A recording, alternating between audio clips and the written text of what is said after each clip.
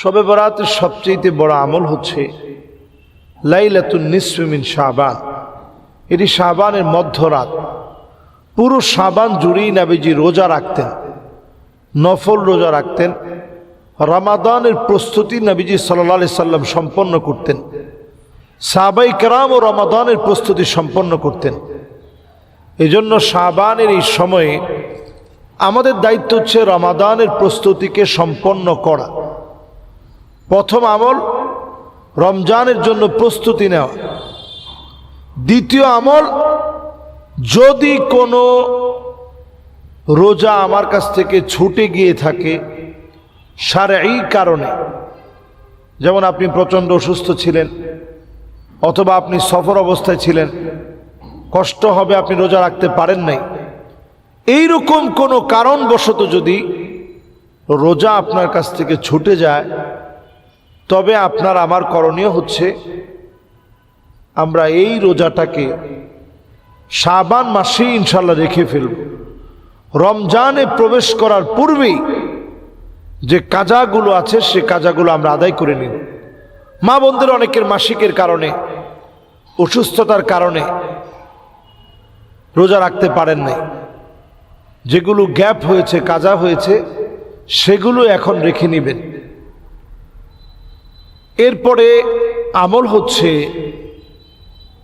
আমরা যারা মাঝে মাঝে রোজা রাখার প্র্যাকটিস করি, নফল রোজা হিসেবে শাবানে 13, 14, 15 সোমবার, বৃহস্পতিবার আমরা রোজা রাখার চেষ্টা করব। নবীজি সাল্লাল্লাহু আলাইহি সাল্লাম, সাহাবায়ে কেরাম এইভাবে রোজাগুলো রেখেছেন, আমরাও রাখার চেষ্টা করি। খুব বেশি কষ্টের কিছু না। আমরা ইনশাআল্লাহ দেখবেন এটা রাখা শুরু করলেই আমাদের জন্য সহজ হয়ে যাবে। তো আমরা এই ছোট্ট বিষয়টা একটু কষ্ট করে আমল করার চেষ্টা করি। রাত জেগে তাহাজ্জুদ পড়া, যদি কেউ পড়ে তাকে বাধা না দেওয়া।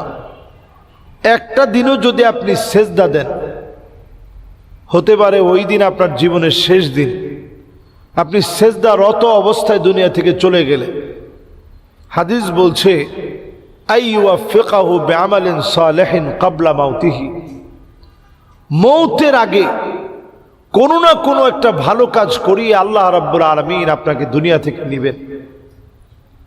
তো এই সৌভাগ্য যদি আপনি নামাজরত অবস্থায় চলে যেতে পারেন, বিরাট সৌভাগ্য আপনার জীবনের।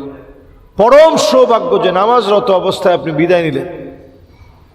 তো বিদায় নেওয়ার আগে এই ছোট্ট বিষয়টা অন্তত আমরা চেষ্টা করি যে আল্লাহ যেন ঈমানের হালতে, কালেমা পড়তে পড়তে, নামাজরত অবস্থায় ইবাদত করতে করতে যেন আল্লাহ আমাদেরকে কবুল করেন। আমাদের দেশের অনেক উলামায়ে কেরাম শুধু এক রাত গোটা করে ইবাদত করাটাকে ওনারা বেদাত বলেন। আমি বলবো, একটা রাতও যদি কেউ ইবাদত করে, হতে পারে ওই একটা রাতে ওর জীবন পরিবর্তন হয়ে যাবে। কাজে এটাকে বেদাত বলে উড়িয়ে দেওয়া দরকার নেই।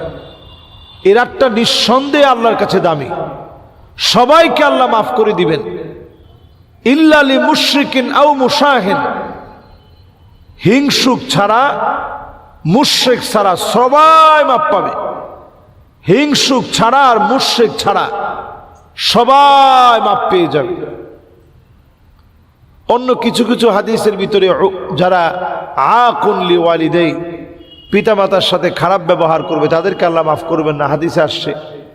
জালেমদেরকে মাফ করবেন না। মুদমিনুল খামর, যারা প্রতিনিয়ত মদ পান করে তাদেরকে মাফ করবেন না বলে হাদিস আসছে। তো এই জাতীয় বিষয়গুলো ছাড়া যে কাউকে আল্লাহ রাব্বুল আলামিন সবাইরে মাফ করে দিবে। তো সবাই যেহেতু ক্ষমা পাবো আমরা, ওই দিন ঘুমায় থাকলেও আপনি ক্ষমা পাবেন। কিন্তু যদি একটু ইবাদত করেন, তো ঘুমের চাইতে তো নিশ্চয়ই ওই যে আপনি একটু সেজদা অবনত হলেন, আল্লাহর কাছে এই কাজটা সেরা হবে। এই সেরা কাজ নিয়ে আল্লাহর সামনে আপনি দাঁড়ালেন, হতে পারে আল্লাহ রাব্বুল আলামিন আমাকে আপনাকে এই ছোট্ট কাজের কারণে আল্লাহ তাআলা মাফ করবেন। আমরা এই রাতে অনেকে দান সৎকা করি, যেহেতু রাতটি আল্লাহর কাছে অনেক দামি, যেহেতু এই রাত আল্লাহর কাছে অনেক সেরা রাত, এজন্য এই রাত্রে আমরা দান খায়রাত করি, কল্যাণকর কাজের ব্যাপারে প্রতিযোগিতা করি, অনেকে কবর জিয়ারতকে বাধ্যতামূলক বানিয়ে নেয়। আপনি নিজেই দোয়া করতে পারেন, যে কোনো জায়গা থেকে আপনারা দোয়া করবেন। এ রাতের বর্জনীয় বিষয় হচ্ছে কোনোভাবেই হালুয়া রুটি মানুষের বাড়িতে বাড়িতে দেওয়া, আতশবাজি ফোটানো, এগুলো সম্পূর্ণরূপে হারাম এবং হারাম এবং হারাম। এই জাতীয় কাজগুলো বাদ দিয়ে নিরেট আপনি জামাতের সাথে ঈশা নামাজটা পড়েন, কিছু নফল পড়েন, এরপরে আপনি ঘুমাতে যান, ঘুমায় ফজরের নামাজটা জামাতের সাথে এসে পড়েন। সারা রাত তাহাজ্জুদ পড়লে যে পরিমাণ সওয়াব হতো, সম পরিমাণ সওয়াব বান্দার আমলনামায় আল্লাহ রাব্বুল আলামিন দান করে দিবে। সুবহানাল্লাহ। আমরা আল্লাহর কাছে দোয়া করি, আল্লাহ রাব্বুল আলামিন লাইলাতুন নিসফি মিন শাবান, শাবানের মধ্যরাতের পূর্ণ বরকত যেন আল্লাহ আমাদেরকে দান করে দেন। আমিন।